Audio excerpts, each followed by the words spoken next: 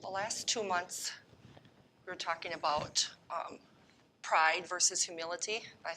I did 2 in a row, and I thought I was done with them, but then I found one more that I really wanted to share and add to it a little bit, because I don't think we can ever talk too much about that stuff. So I brought some balloons with me today. Of course, who's used balloons before? What do we use them for? Parties. We can use them to decorate. What else do we use them for? We can use them for games. Philip, what else? Did you have an idea? Games. So we can use, okay, what? All kinds of things. We can use them as a toy. What can we do with them with a toy? Yeah, volleyball, bat them around, okay? So we can use them for a lot of different things, can't we? If we have the long, skinny ones, like clowns, we can turn them into shapes, make them into animals, and create things with them, okay? So there's a lot of different things that we can do with the balloon. And did you know that it can bring a lot of happiness?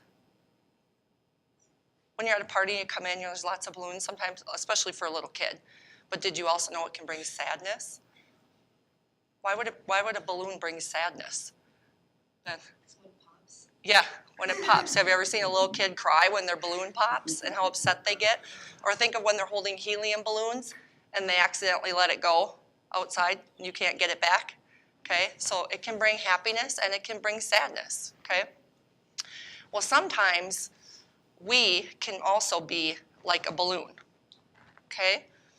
Only instead of getting all puffed up with air, like a balloon does, and all filled up with air, sometimes we as people can get all puffed up, filled up with ourselves. What? You know what I mean? No? Okay, I'll demonstrate. Sometimes, so this is going to be us, okay? I know, he kind of smeared because my marker smeared, so he has a messy face. But sometimes when we start to think too much of ourselves and we start leaving God out of the picture, it causes a problem, doesn't it?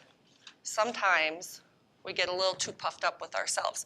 We might think that we are great and that everybody else should think that we're the greatest too, right? Why shouldn't they? We're great.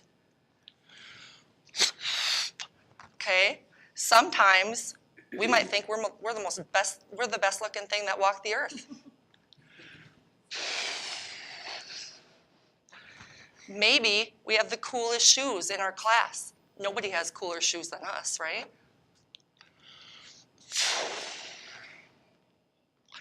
Maybe we think that we're smarter than everybody in our class. How could anybody be smarter than us? Maybe we think we're the best singer in the choir, okay? Some people might think that, okay?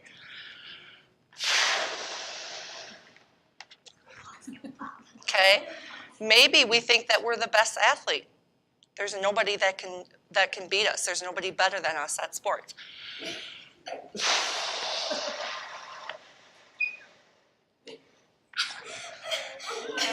What else could we think about ourselves? Name something else. We might think we're smarter. We might think we're better looking. We might think we're a better athlete, the best, cooler. You might think you might walk around like you're the coolest thing that walked the halls in school.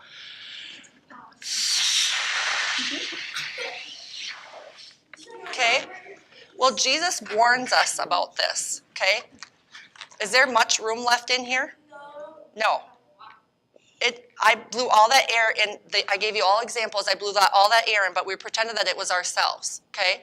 So now, by this point, we're so full of ourselves that there's no room left for who? For God. There's no room left because we're so full of it, we don't think we even need him. Because, we're already the best looking. We already sing the best. We already are the smartest. We're already the coolest thing that walked. So why would we need God? Okay? Jesus warns us about this in the Bible. He teaches us that if we are too proud and we think that too highly of ourselves, that we're headed for a fall. Okay? That's not going to last. We can't go on like that thinking that we can do everything without God. We need to humble ourselves, don't we? In Matthew chapter 23, verses 12, it says, "Forever who exalts himself will be humbled, and whoever humbles himself will be exalted." Okay? So if you exalt yourself without God, if you put yourself up on this pedestal without giving God the praise for all the blessings that he's given you, he's going to humble you. You're not going to stay there. But if you're humble and you recognize that God is the one who gave you those blessings, he will be the one to exalt you. Okay? Now, in Matthew chapter 5, verses 3, it said, "Blessed are the poor in spirit, for theirs will be the kingdom of heaven." Okay? So the poor in spirit is recognizing that we are nothing without God. We can't do all of those things. We can't be the smartest. We can't be the best singer. We can't be the best athlete. We can't be good looking. We can't, with all those things, we can't be really good at our jobs without God's help, right? We need him there, okay? Now, is that saying that God hates all pride? Do you think that if you aced a test, should you not be proud of yourself because God would get mad at you? No. He doesn't hate all pride. Of course, you ace a test, you should be very proud of yourself. But then you should also recognize that God helped you do that, okay?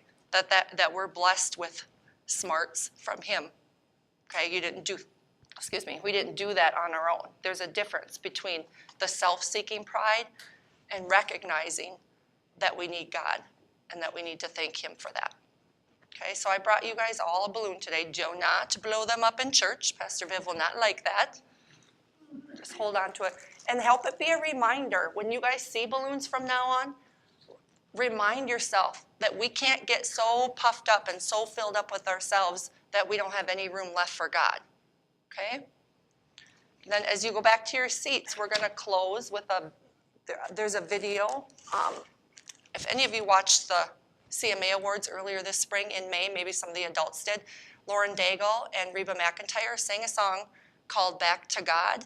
I just thought it was kind of fitting because I feel like sometimes, especially the Hollywood, the leftists, we need to give this world back to God. We've gotten so far removed, and just a little bit of humility there would go a long way. So we're going to show that now.